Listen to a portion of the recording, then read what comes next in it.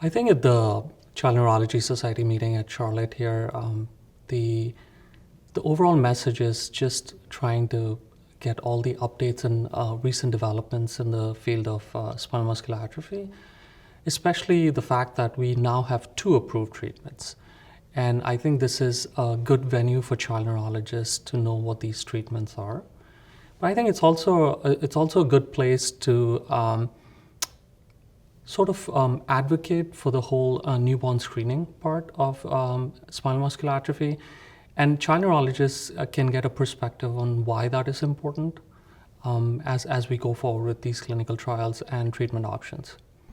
So this meeting doesn't focus on SMA. These are general child neurologists. Many of them are starting to learn a bit more about SMA as it becomes more prominent with the introduction of new therapies. But what we have learned from this meeting is some of the real-world experience of nusinersen. We've also seen some of the follow-up data from the nusinersen clinical trials, and we're starting to see some more clinical data that's coming from the gene therapy clinical trials.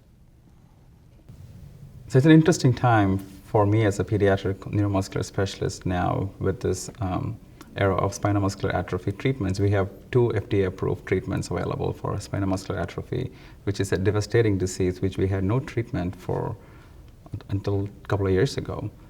And I think right now the main message that I'm getting from this conference on spinal muscular atrophy treatments is all physicians, pediatricians, and child neurologists should be aware of what this condition is, and they should keep that in mind when they see kids with developmental delays and prompt referral to the pediatric neurologist or neuromuscular specialist for treatment, because the early treatment is better outcome.